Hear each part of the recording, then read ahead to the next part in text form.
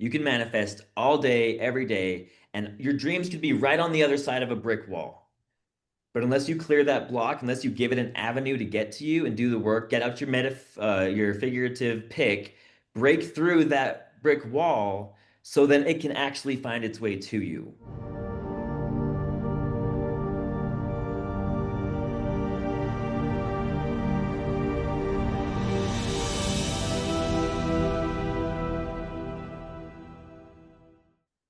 Hello and welcome to Ascending. No, we're not ascending, we're awakening to ascend. Guys, things are getting so exciting, and I'm just too excited to start. But I will be your host, Janae, and I'm joined today with Alex and Marlene. And today's topic is how to manifest small changes. And let me tell you all something. Manifestation is thrown out as a word quite erratically by many people. How to manifest in 24 hours, how to manifest in 3 days. There's just this misconception on that word specifically. So I use the word manifest very lightly because I think it doesn't sit well with me because of how people have interpreted the word itself. But manifestation is basically setting a goal for yourself and then reaching that goal. So, what you think of doing is you are going to set a really big goal. What you want in a year, 5 years, 10 years. And what you need to do is you need to understand you're not just going to wake up tomorrow and have that big goal in your lap. You need to now take small little baby goals, little baby steps to reach that big goal. And you need to decide what action are you going to take in order to reach the small goals, which will then lead you to that big goal. And I think that's the misconception with manifesting. People believe that you close your eyes and you visualize this big house and you feel yourself inside this house, and then you get this big house. That's not how universe works. You need to understand that we are living in a 3-dimension world. And in order to get that big house, you need to do things to get the big house. So I just needed to start off with that so that people can understand the reality, I think, behind that word. Okay, Alex is coming in. Yes. Thank you. I couldn't have said it better myself. That's pretty much exactly what I had in mind is I want to break the misconception on what a lot of people think manifesting is. The word does get thrown a lot, left and right. It's used as clickbait, which drives me absolutely crazy. And people will think, "Oh, I can just do a manifesting meditation and then next week I'll have the thing I wanted." So like for example, like I'm going to build eco villages. And as though it is great to do those manifesting meditations, if you don't maintain the intention of that goal and every step of the way, make a step towards that goal. You don't have to make giant steps, just a little bit, as long as you get a little bit closer. Like, so for me, I need to create a community. I need to generate some income. In order to do that, I have to get presence on social media. So every day, I do a little bit more, and my following grows, my subscribers grow, my members grow, and this is all working towards that goal I have at the top, right? And then like every decision I make, whether it's on this side of the spectrum or that side, gets me a little bit closer. And while I maintain that intention in my mind, my mind's eye, every decision I make is like, Alex, is this getting you closer or further away from that goal? Whatever the answer is, I can pivot, readjust, maintain course for where I want to go, and believe it or not, this works. This works really, really well. It's not magic, it's intention and self-empowerment. Marlene? So I look at it in my own life and I say to myself, it's intentional alignment, which comes up as manifestation for me. And in doing that, it's for me, it's a compounding energy of all the small little consistent changes that I need to make to actually have that manifestation. Because I can't just pull it out of thin air. I have to actually do something and put some skin into the game. Nothing happens for nothing. And absolutely, guys, I so agree. This word manifestation has just been bandied out there, left, right, and center. And totally, I love that word, Alex. It is used as bait. And it's just not the way that people make it out to be. One has got to, as you said, Janae, take the baby steps. You've got that big goal in mind, but every little thing that you do, that's the important thing. So there's things like the 5 second rule. When you want to do something, give yourself 5 seconds. Don't sit and procrastinate on it. Action. Action takes and makes things happen. So the intent is one thing, but the energy of the alignment is very, very, very important. Janae.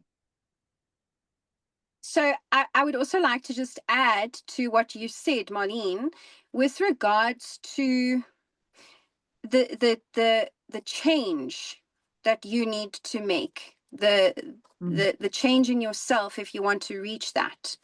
And it's something that I live by every single day. I say it every single day. It's an affirmation, mantra, whatever you want to call it. For my life to change, I must change. That 5 second rule. It's consistency. You also need to hold yourself accountable. You cannot rely on someone else to get you this big goal. You get that big goal by you doing the work. You cannot blame anybody if you haven't gotten the big goal yet, and you cannot blame anybody if you missed a couple of the little baby steps. So it's that accountability that it lies on you, and it's that discipline, the consistency. It's the waking up at 5 in the morning, regardless if you want to or not.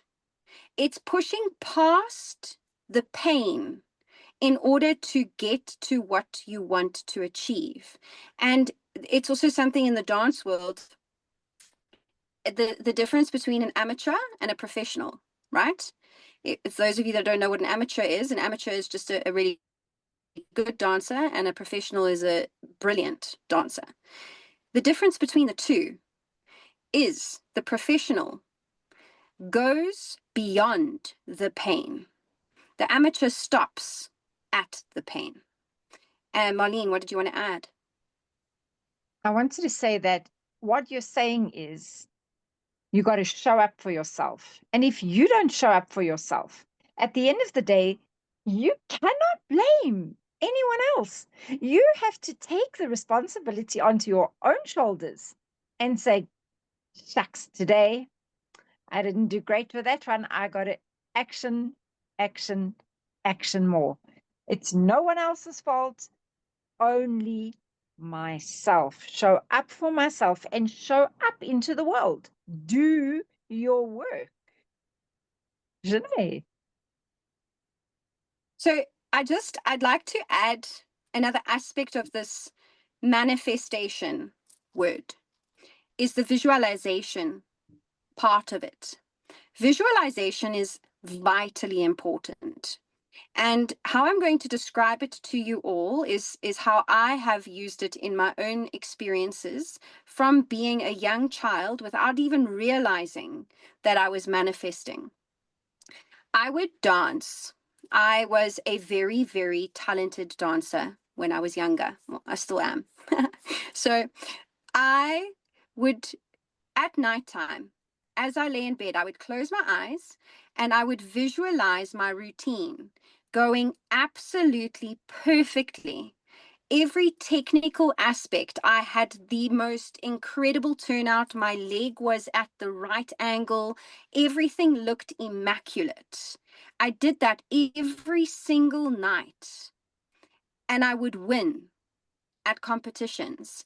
But it wasn't only the visualization of me seeing the perfect routine, it also required me to get into the studio and execute the steps that I saw in my mind and ensure that I had that perfect image physically in this physical body, because you're now separating the 5D and the 3D, and you're wanting them to come into alignment. Yes, Alex. I would like to add, we'll confirm what you're both saying. So, like, you do have to put in the work. You can manifest all day, every day, and your dreams could be right on the other side of a brick wall. But unless you clear that block, unless you give it an avenue to get to you and do the work, get out your figurative pick, break through that brick wall, so then it can actually find its way to you. And the reason people say, imagine that you have the thing that you want, feel the thing that you like if you want to have a lot of money, feel what it's like to have that all that money. And then as you feel that way, you begin to live as though you had it, and that changes your vibration, your frequency, and starts to attract that to you. But you have to be very, very careful, because manifestation works the exact same with things you don't want. If you're a chronic worrier, like I'm worrying about you, I'm worrying about my son, my daughter, you live in that frequency of worry that something bad is happening to them. And maybe you start preparing like something bad is going to happen. Like, oh, I just know my kid's going to get arrested by the cops or get into an accident. So, like, you start clearing out their room, assuming like you're just projecting onto them and to the universe that that's what you're attracting. So, be very careful with your thoughts and your emotions. If you see yourself somewhere you don't want to be, pull it back, find your center, focus on what you do want, not focusing on not what you don't want, right? Because the brain doesn't register anything not. It still sees the word. Like if I say, don't think of a Lamborghini, you're going to think of a Lamborghini, right? Because you have to think of something to think of it not. Just be very conscious about your thoughts, because thoughts become reality. Janae.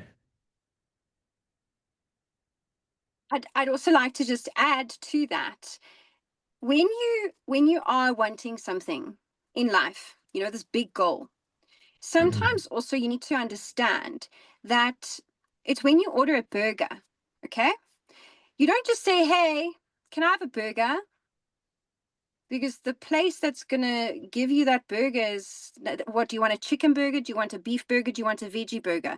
Do you want garnish? Do you want chips with your burger? Do you want something to drink with your burger? Do you want salt and pepper served with? Do you want a knife and a fork, a napkin? Like, when you want this big goal, you need to be intensely specific as to what it is that you are wanting. Okay, so now you've ordered this burger and you've said, I want a chicken burger and I want a sesame seed roll. I do not want lettuce, but I want tomato, and I want half a gherkin, not a full gherkin. And I want thin chips. Okay, so now you order this burger, right? When you order a burger or food at the restaurant, do you now sit at your table with all your friends and say, right, guys, I wonder how they're making this burger? Do you think they like frying it? Do you think where do you think they get their meat from? And do you think, are they cutting the potatoes?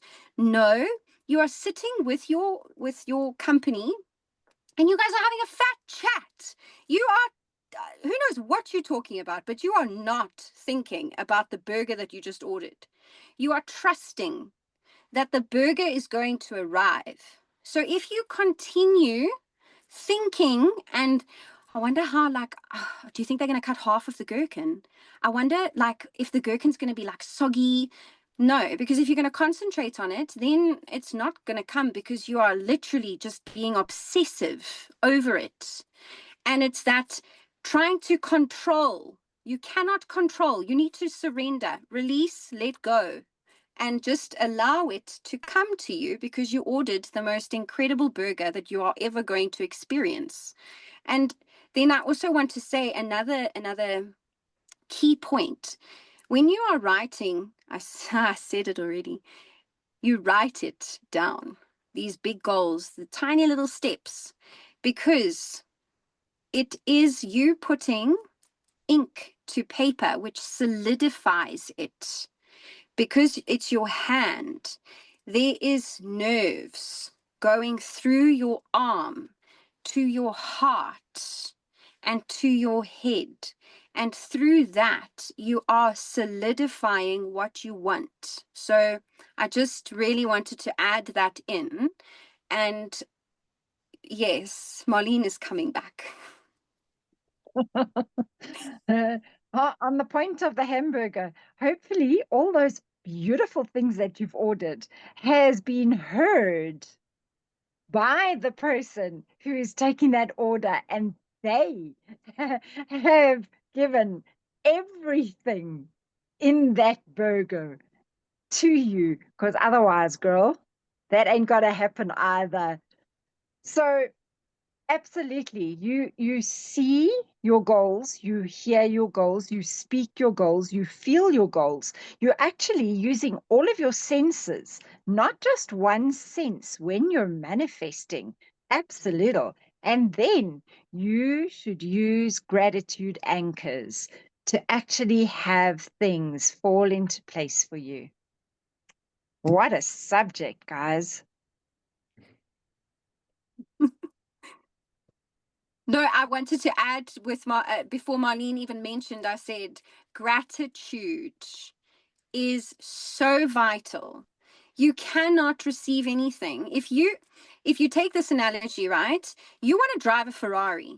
You want this Ferrari because oh man, it's just so sexy. And you're driving this little Beetle. And every day you're like, oh, I hate this car. Oh, such a silly car. Ugh. You are never going to get that Ferrari because you don't even appreciate the Beetle that you have. You need to have gratitude for what it is that you already have in your life. Because when you do that, you will receive abundance and more. I straight loved your hamburger analogy. So first of all, I have to just ask, what is a gherkin? I don't know what Oh, that it's a is. pickle. It's I a don't know. pickle. Oh, okay. It's a pickle. Okay, a gherkin is a pickle. A And gherkin is yeah, a the point pickle. is And that go ahead. no, the other night I also said with the placebo, a runny tummy, and you also said I've never heard of a runny tummy, and that just means you know what it means. Yeah, I think I have an idea about that one. The gherkin, though, that was okay. No idea what that was. It's like rubbish. It's one of my favorite words. Yeah, so when you order the food, you knew it was going to come, right? You order the food, you know it's going to come. You don't even think a second about it. And also, gratitude is important. If you don't appreciate what you have, why would the universe give you more? And the universe wants to give you more. It really does. It wants you to be bountiful and prosperous and have all the things you want.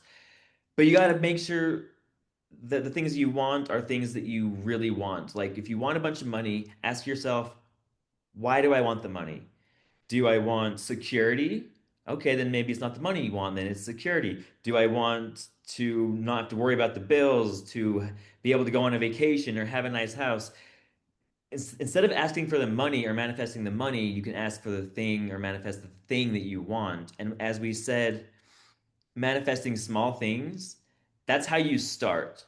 And you have that main goal in mind and manifest small things along the way. And each time you manifest a small thing, you've proven to yourself that you can do it, that this works, and you can just keep moving forward. Yes, Janae? Okay, so this also is so important,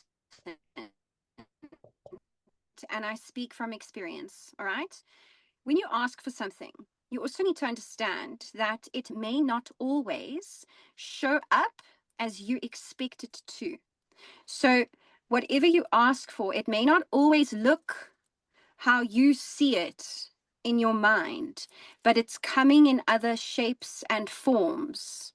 All right. And then you also need to understand that sometimes, and probably most of the time, a lot of things will fall apart and fall away. Like I explained, in our other topic about rebirth, okay, and awakening. It's falling away to make space for it to arrive. So don't necessarily take the, oh, this isn't working. Why is this I'm losing this, but I'm asking for this, and you're losing it, or things are being removed for a reason, because universe is making space for you to receive what you've asked for. So I really, really just needed to include that. Yes, Marlene. And the last word from me is to set strong intent without attachment. That's what you were actually saying, is have Yes. no attachment to the outcome. And That's no me. expectation either. Absolutely. Mm. Both of those things, yeah, both of those things are incredibly critical. They say that when you manifest something, it can come to you, but you have to prove that you don't need it. Like you're okay without it, and then it'll find its way to you. So that's all Mm. the time we have today. Thank you for watching. If you like the show, please like, subscribe, comment something that you want to manifest, something small. And that'll be the first step in making it happen. If you'd like to be on the show, you can join our Skool community at skool.com/ascend pathway. It's SKOOL. I'll put in the link in the descriptions below. Have a wonderful day and happy manifesting.